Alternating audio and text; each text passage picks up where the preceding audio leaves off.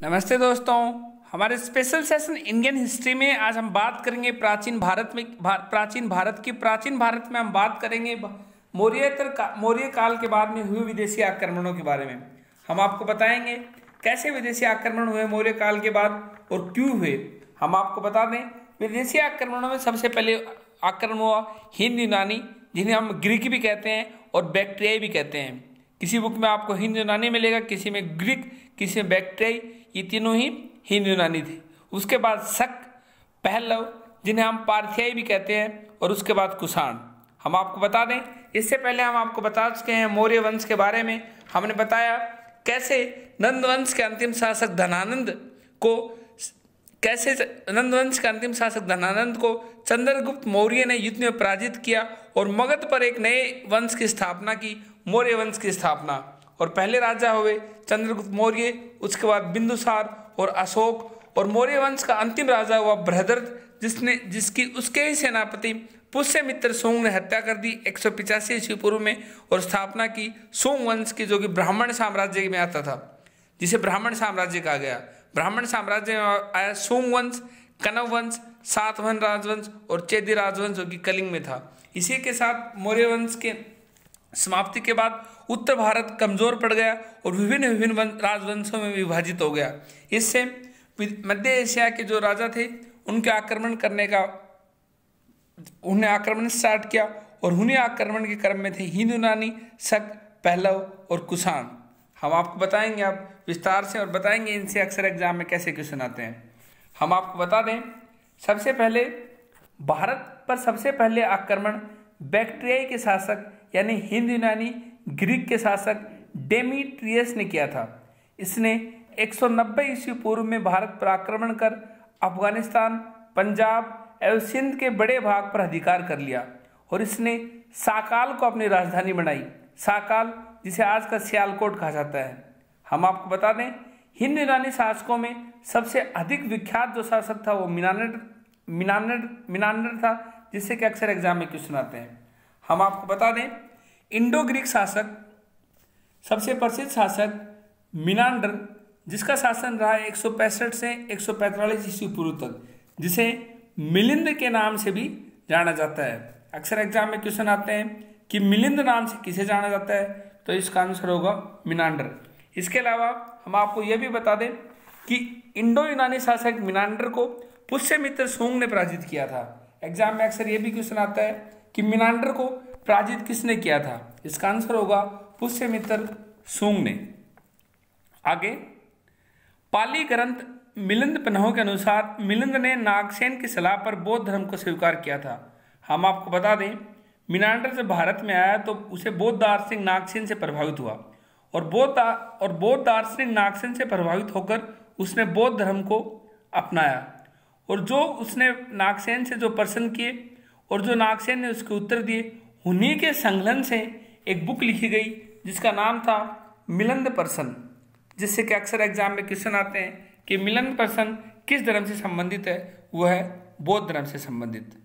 हम आपको बता दें, इनके अलावा हिंद यूनानियों ने सर्वप्रथम भारत में सोने के सिक्के चलाए, जैसे कि अक्सर एग्जाम में क्वेश्चन आता है कि सर्वप्रथम सोने के सिक्के किसने चलवाए।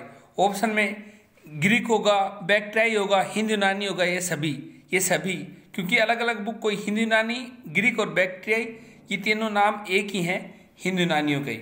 आगे, ग्रीक शासकों ने भारत में यूनानी कला की शुरुआत की। हाँ, इन्होंने बहुत सी कला थी जो कि भारत में स्टार्ट की गई। इसके अलावा इनके सबसे महत्वपूर्ण जो इन्होंने सिक्के जारी किए थे, उनके ऊपर इन्होंने काल लिखा, राजा का नाम लिखा, जिससे कि बाद में इतिहासकारों को इतिहास समझने में आसानी हुई, और भारत में भी आगे ऐसे कई सिक्के जारी हुए जो कि इतिहास लिखने में मददगार साबित हुए। इसके अलावा इनकी एक आर्ट थी जिसका नाम था हेलिनिस्टिक आर्ट, जिससे कि अक्सर एग्जाम में क्वेश्चन आता है कि हेलिनिस्टिक आर्ट का संबंध किससे है, तो इससे संबंध है हिंद यूनानियों से।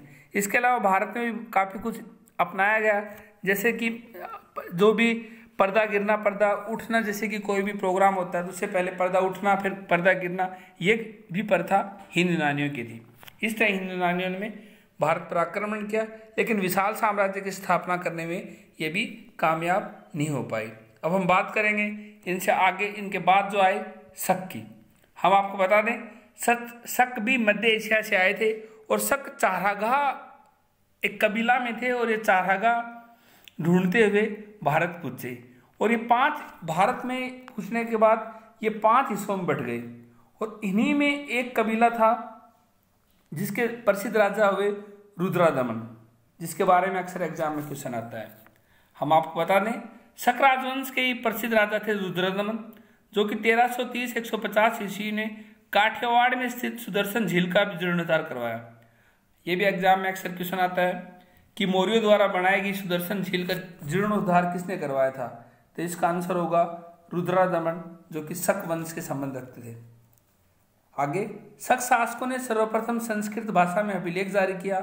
शक शासकों ने सबसे पहले अभिलेख तो अशोक काल में भी जारी हुए थे, लेकिन अब अशोक काल में जो अभिलेख जारी हुए थे उनकी भाषा थी ब्राह्मी, खरोष्टी, ग्रीक और अरमाइक।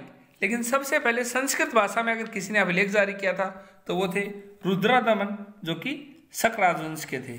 इसी का अक्सर एग्जाम में क्वेश्चन आता है कि सबसे पहले संस्कृत में अभिलेख किसने जारी किया, और जिसे जूनागढ़ अभिलेख के नाम से भी जाना जाता है।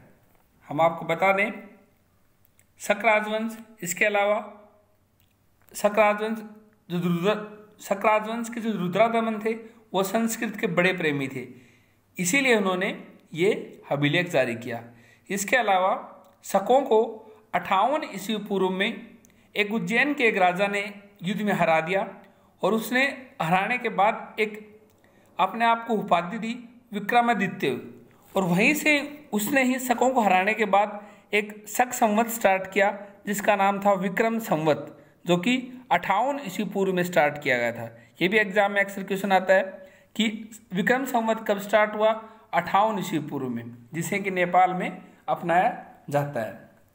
आगे उसके बाद शक, और शक के बाद आक्रमण किया, यानी कि भारत में आए पहलव, जिन्हें पारथियाई भी कहा जाता है। हम आपको बता दें पहलव और पारथियाई एग्जाम पॉइंट व्यू से इतने इंपॉर्टेंट नहीं है, लेकिन एग्जाम में क्वेश्चन ये आ जाता है कि इनकी राजधानी क्या थी पहलव और पारथियाई की, तो इनकी राजधानी थी तक्षशिला। इसके अलावा इन्हीं के शासनकाल में सेंट टॉमस ईसाई धर्म के प्रचार करने के लिए भारत आया था। ये अक्सर एग्जाम में क्वेश्चन आता है कि ईसाई धर्म के प्रचार के लिए किस काल में सेंट टॉमस भारत आया था, वो आया था पार्थिव या पहलव काल में। अब हम बात करते हैं कुषाण राजवंश की। हम आपको बता दें कुषाण राजवंश चाइना से संबंध है इनका, और इधर हिमालय था तो इस साइड से आ नहीं सकते थे, ये पश्चिमी चाइना से मध्य एशिया में गए और मध्य एशिया से भारत आए। हम इनके बारे में आपको अलग से विस्तार से बताएंगे क्योंकि ये इंपॉर्टेंट एग्जाम पॉइंट से, फिर भी हम बताते हैं इसमें। इन्हें येची या तोचारियन भी कहा जाता है, और ये लोग स्टेपी घास के मैदानों में रहने वाले खानाबदोश लोग थे। और कुषाण वंश भी 5 भागों में विभाजित था, उन्हीं में एक था कुषाण राजवंश, जिसके सबसे प्रसिद्ध राजा हुए कनिष्क, जिसने 78 ईस्वी में शक संवत स्टार्ट किया, जिसे कि हमारी भारत सरकार और हम भारत में अपनाते हैं। और विक्रम संवत जो कि 58 ईस्वी पूर्व में स्थापित हुआ, वो नेपाल में अपनाया जाता है, और वो शकों को पराजित करने के बाद उज्जैन के एक शासक ने स्टार्ट किया था। शक संवत 78 ईस्वी में और विक्रम संवत 58 ईस्वी पूर्व में, जिससे कि अक्सर एग्जाम में क्वेश्चन आते हैं।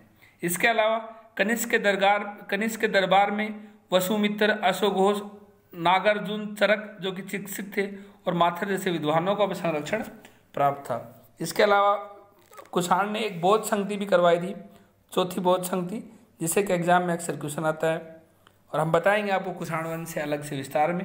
आज का हमारे इस सेशन में इतना ही। हमने बताया आपको मौर्योत्तर काल यानी मौर्य काल के बाद में किस तरह विदेशी आक्रमण हुए, क्योंकि उत्तर पश्चिम में अलग अलग भारत अलग अलग राजवंशों में विभाजित हो गया था, और इसलिए यहाँ आक्रमण हुए। आज का हमारे इस सेशन में इतना ही।